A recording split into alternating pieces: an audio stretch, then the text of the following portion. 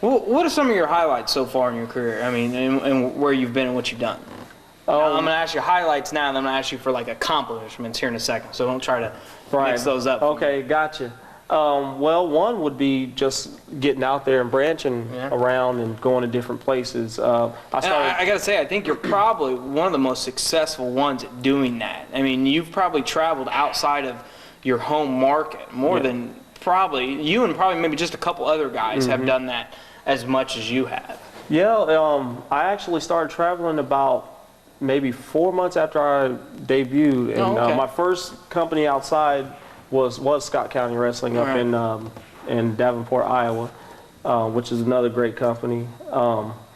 And it just went from there, and I was like, man, you know, maybe I could. This is fun. Right. And you know, I had a chance to go work in Detroit, but that fell through for international big time wrestling, and it's just a lot of fun, man. You just once you get the taste of it, you want more. You want more, and you just like, man. My whole thing was I want to conquer this region, then that region, that region, and you know, I was like, well, I started in the Midwest. Maybe now I can go up north a little bit, and then work my way. Now I'm trying to work my way south, and I'm just trying to branch out. Going back to some of your achievements. I mean, what do you think, or some of your most memorable moments? What are some of your most memorable moments? Definitely winning the new Midwest title. Right. And we'll get to that in a minute. Yeah. We're going to go back there. Wow, I would have to say meeting a lot of big guys and wrestling against Jerry Lynn. That was a big moment for me. Is he not the nicest guy in the world? Man. It's amazing. It's awesome. I mean, it's almost like as soon as you meet the guy, he could be your best friend. You know what I mean? It's amazing. He's awesome. Getting around and actually talking and picking the brains of guys like, you know, the Abyss and Chris Sabin and Alex Shelley, guys like that. You just get to sit down and, you know, talk and just have a good time, and you know, it's beautiful. That's a big accomplishment for me, is to actually get out there and talk to guys that's been in the business way longer than me. Right. And because this sport can go places. Yeah. You know, it's not just, everybody thinks it's just, oh, we out there a bunch of, you know, muscle freaks. It's not like that. What are some of your, you know, obviously you said you've talked to, you know, you sit down and you try to talk to as much people as you can when you're in these locker rooms with them, the Sabins, the Jerry Lynn's and all that stuff. What's some of the knowledge that you've learned, you know, being out there and getting that experience and that knowledge that you've learned that you didn't get to learn when you first started out? You know, what's some of that stuff that people need to know? This is what you got to know before you step out there. Just be yourself, man. That's the main thing. Guys do not like it when you're just trying to, you know, be something that you're not. You don't want to live your character everywhere you go. You know, I'm KC by day and KC Jackson by night. You know what I mean? You can't go in these locker rooms with the big chip on your shoulder, like, oh, I'm this, that, you know, and they shoot you down real quick. That's the biggest turnoff. And you know, guys, believe it or not, you want to talk personal, and you don't really want to talk wrestling all the time. You just want to go in there and kind of how, like, what we do on a daily basis. You just talk, you know, how's life, how's the kids, this, that, and the other.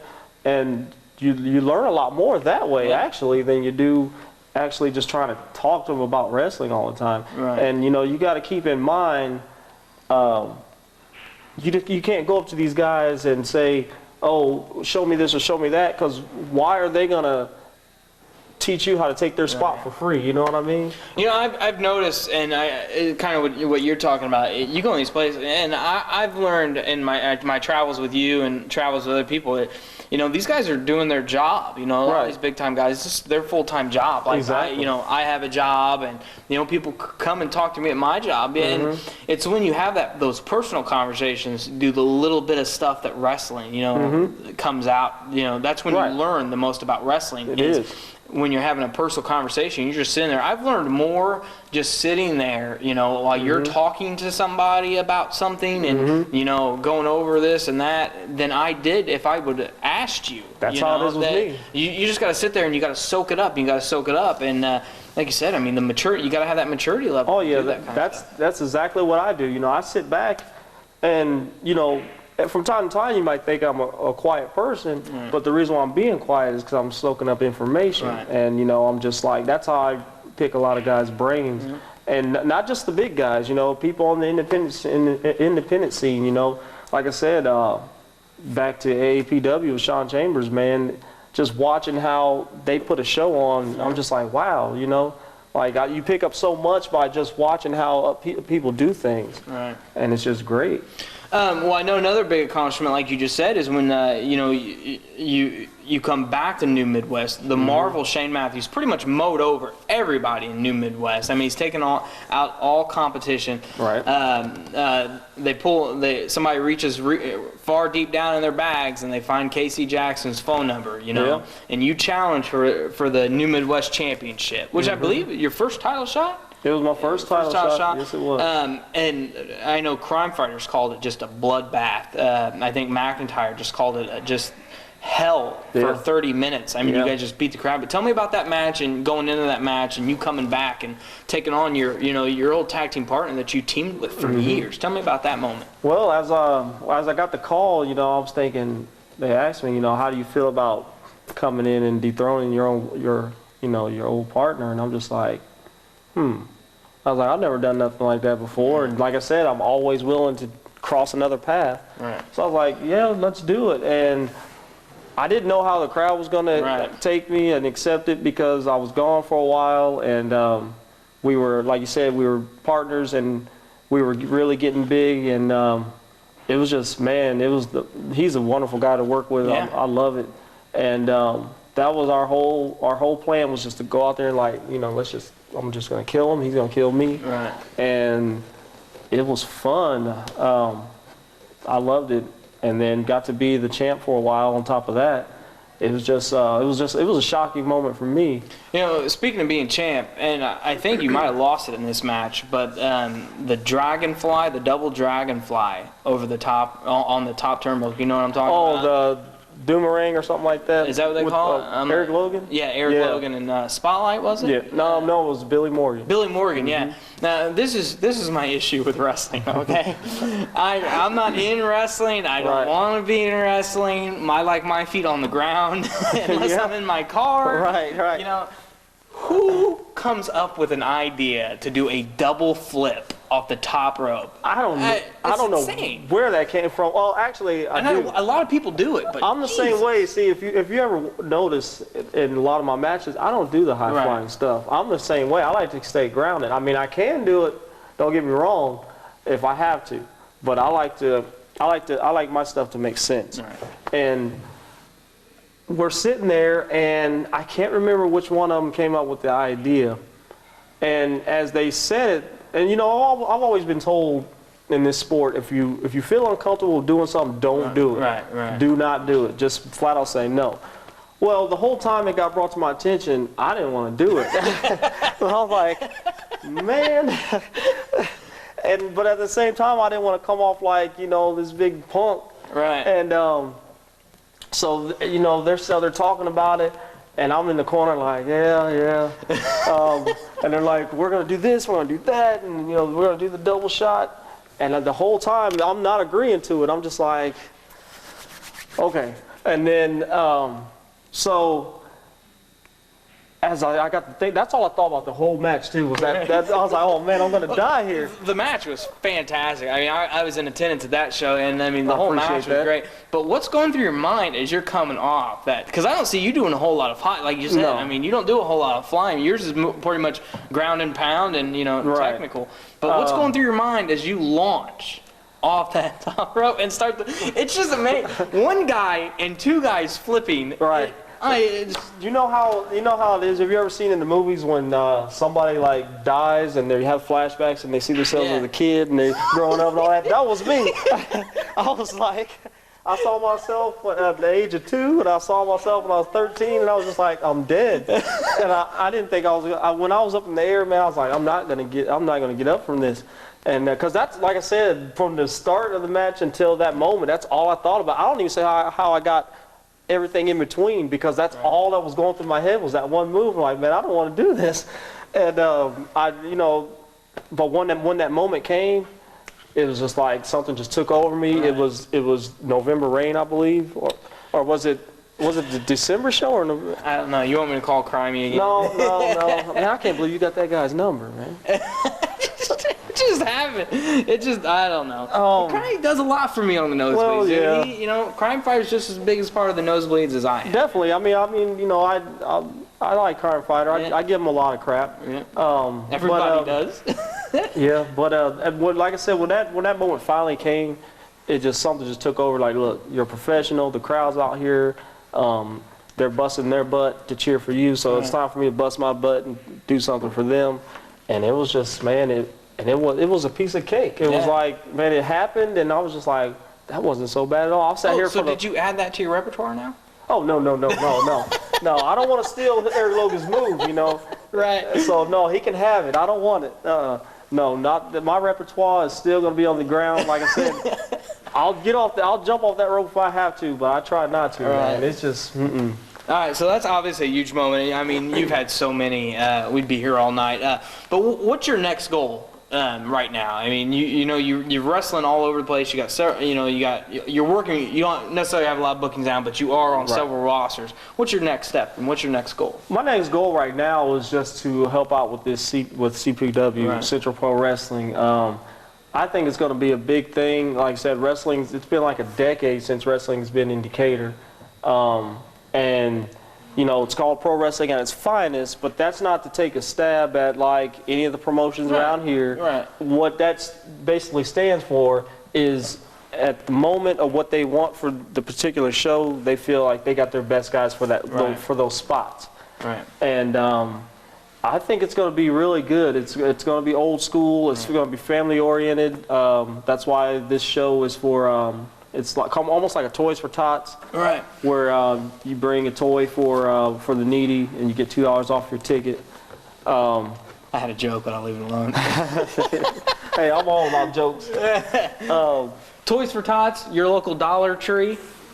There it is. Hey, I've been telling everybody to go to Dollar Tree. Got Dollar Tree, Toys for Tots. You want to donate a toy, or you could take it to the Central Pro Wrestling thing. But if you happen to be in the area of a Dollar Tree, you could stop at the Dollar Tree and drop off a toy for Toys for Tots. I'm all about helping out Dollar Tree. It's the community. That's right. That's right. It's about the community. It's about the community. But, and, go ahead. It's that's basically my what I'm focused on right now. Earlier this year, I had an injury, so that kind of put me in a hiatus as far as a lot of booking goes. I'm still trying to get back into the wrestling shape, and NWA Midwest had a lot. Actually, NWA period had a lot of. They had some plans for me earlier this year, and like I said, my injury kind of fell through. This is this is one of those things where it gets kind of touchy and it kind of gets a little bit more personal. But I know your injury. Obviously, you and I talked several times throughout that period, and you were supposed to have a match with Black Machismo at the time, Jay Lethal, in Chicago, and I heard you cried. Me? No, I don't think so. But that would have been a match. And that's obviously, you've been very successful, and it's opportunities like that you miss. But there's guys like you, and people understand it's the maturity level, and you got to be grown, to realize you got to move on, and you definitely have to move on. You can't sit and dwell on it. If you dwell on it, you'll never pick yourself back up. There's always going to be more opportunities that come. You just have to be ready, and that's what I'm trying to do is just get ready for that way when the next moment comes my way, I'll be able to take it full throttle. Right. Now I am going to put you on the spot. CPW, okay? A lot of people say, this is overcrowded. Now it's overcrowded. The Central Illinois scene. This officially puts it over that edge. Right. Obviously from talking to you guys, and I've said here on the Nosebleed, you guys got more experience. Obviously you guys are putting a lot of money behind this thing. And, you guys got a lot of momentum just coming in, and we're still a few weeks out from this. Oh yeah.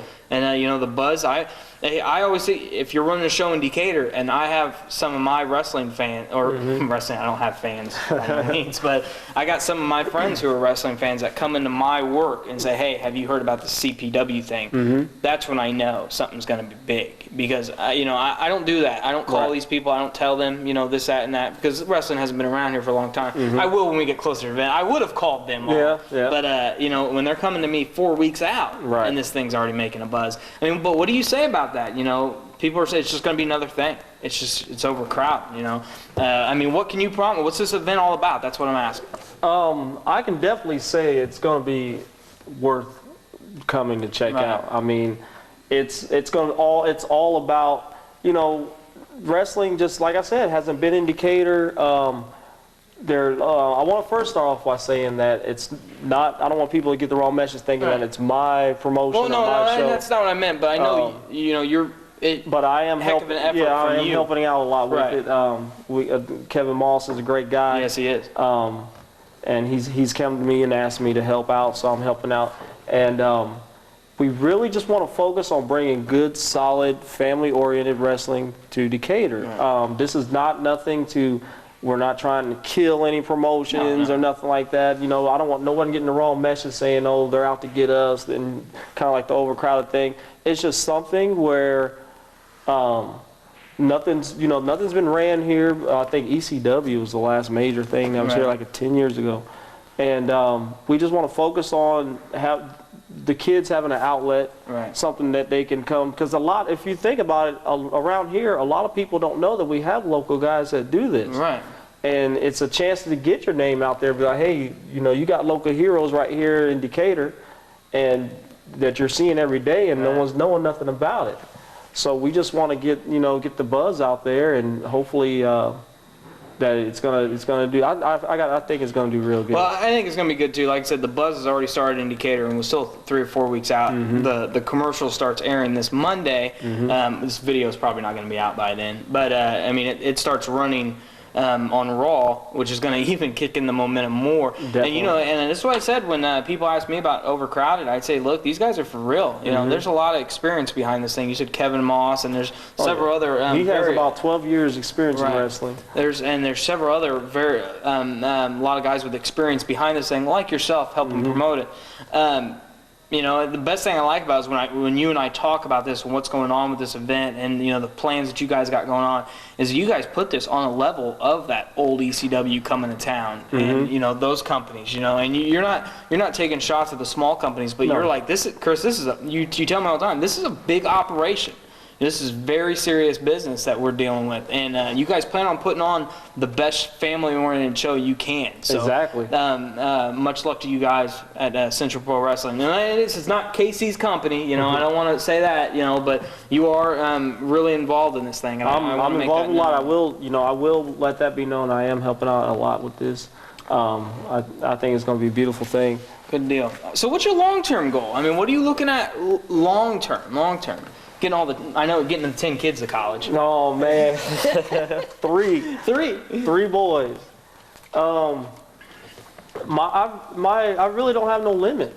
Right. My long-term goal is to stay healthy and not get hurt. You know, wrestling. I want to do this. I want to go as far as it's going to take me. Right. I don't really say I want to go here. I want to go there. I just want to be able to perform, give the fans a good show. Anytime they pay a ticket to come watch, I want to be able to give them the best story that I can give them, the best action I can give them. My long-term goal is just to keep doing this thing until my body says, hey, it's time to pull out. Right. I don't have goals. I mean, if I go to make it to ROH or TNA or something like that, by all means, of course, I'm going to seize the opportunity, but that's not my goal. My goal is just to keep going as long as I can. And I've always said when I first started, it's like, you know, I'm just going to do this and see how far I can get with it. And I don't know how far I can get with it. That's why there's like a no limit to my career here. I really don't have a limit. I don't know. I honestly don't know when I'm going to say, you know, I don't want to do this or don't want to do that. I'm always open for opportunities. Any kind of opportunity that comes my way, I'm open for it. I mean, I'm going to seize the moment. Right. Well, that's one of the best answers I get. You know, just staying healthy. and you know, making sure everybody that you're in the ring with stays healthy. Exactly. You know? They're the same way when they got in the ring. They're the same way when they leave the ring. That's you know? that's how I want. That's always important. I've been fortunate enough not to have any major injuries with any of the guys that I've worked, and so I try to take care of them the best way I can, and hopefully they do the same for me, which they have. Good deal. All right, man. KC Jackson, myspace.com, hardcore KC, KC Jackson 24 at insightbb.com. Best of luck at CPW. I actually will be there, so I shouldn't really say, best of luck. Hopefully, I hope you're there. I'll be there. Central Pro Wrestling, and support any kind of independent wrestling wherever you're at, whatever town you're in. Support independent wrestling. That's what's important. Hardcore KC, no, I'm sorry. I still call you that all the time. Everybody does. That's fine. KC Jackson. Cool. And I know I said this last week in the Guy Smith interview, and I try not to throw this around, but book this guy. Get a hold of this guy. Book this guy, man. Nobody's going to work harder for you. Nobody's going to be more professional.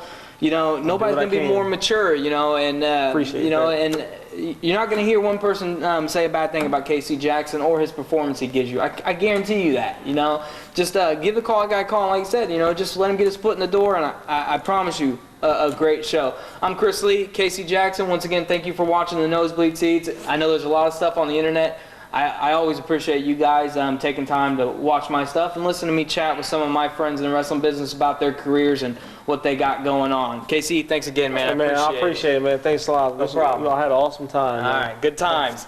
Thanks again, guys.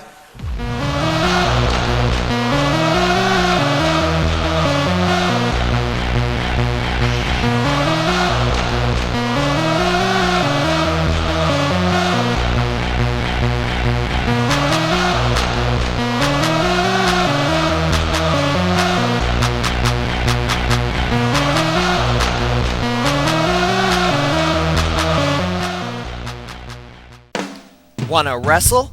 Head for the NBS Pro Wrestling Training Center at the Skywalkers International Sports Complex in Decatur. They start you off with cardio exercise and teach basic wrestling and performance techniques. You can also learn to be a referee, manager, or announcer. For more information, call 217-412-1677. The NBS Pro Wrestling Training Center, Central Illinois' only pro wrestling training facility, and the first session is free.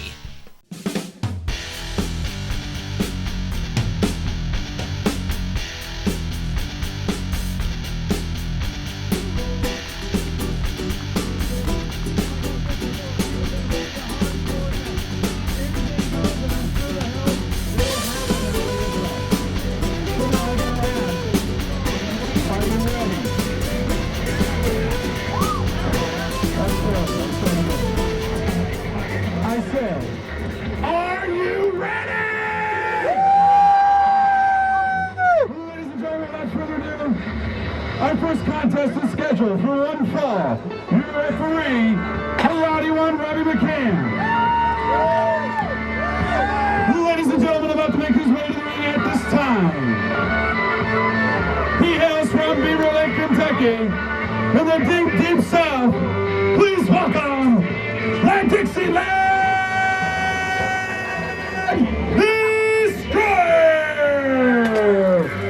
All right, we're going to conclude this week's broadcast of the NBS with a little bonus action. This is a singles competition from Next Generation Wrestling outside the Beatty's Brass Rail in Peoria, Illinois, in a cool August evening. And in the ring now, a guy who's been on a tear, the Dixieland Destroyer. Final edition of IWA Mid-South, the Dixieland Destroyer was involved in a wild fatal four-way hardcore match with dozens of light tubes used as weapons.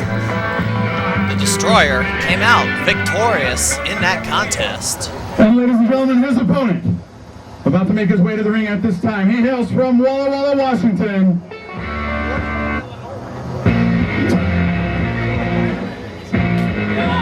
welcome, ladies and gentlemen,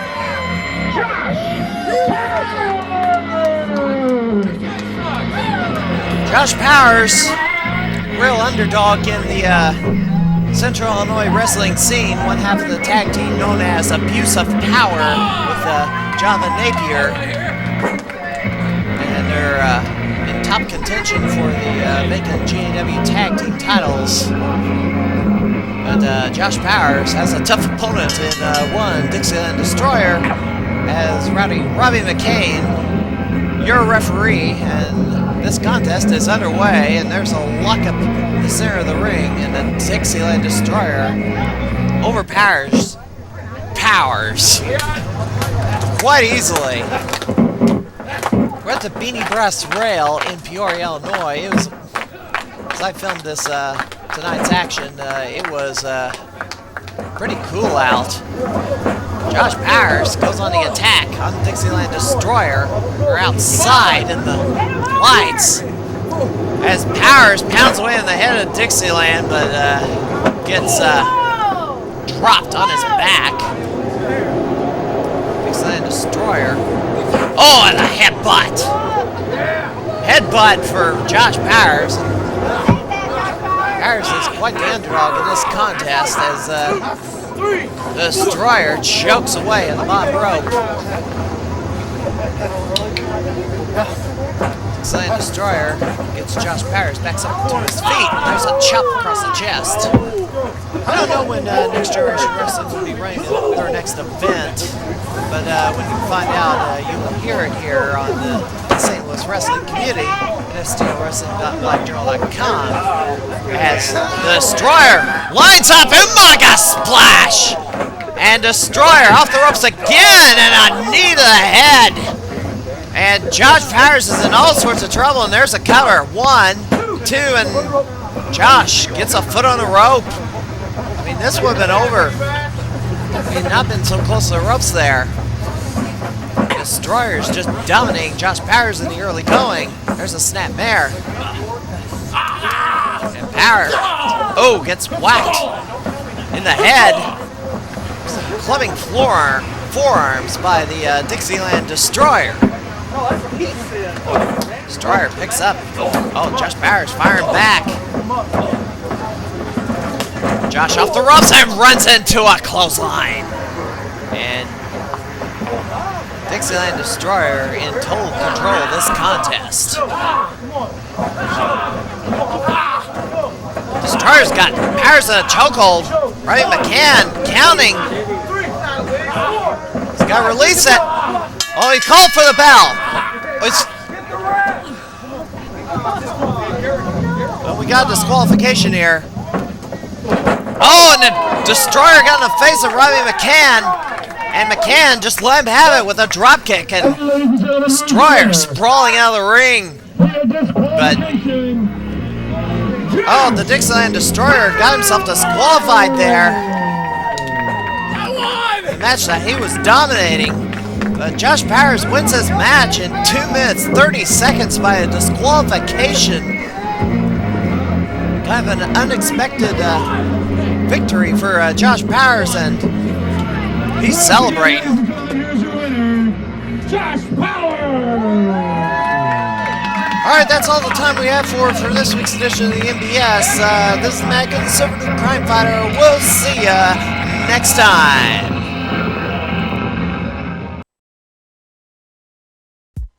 Can't keep up with all the area independent wrestling? Don't know where to go to see it? Let us help you keep pace. The St. Louis Wrestling Community shows you where the shows are happening with arena reports and newsmakers. And the Nosebleed Seats with Chris Lee interviews the biggest movers and shakers of the local indie scene. Check it out now on the net at myspace.com, the Nosebleed Seats, and stowrestling.livejournal.com.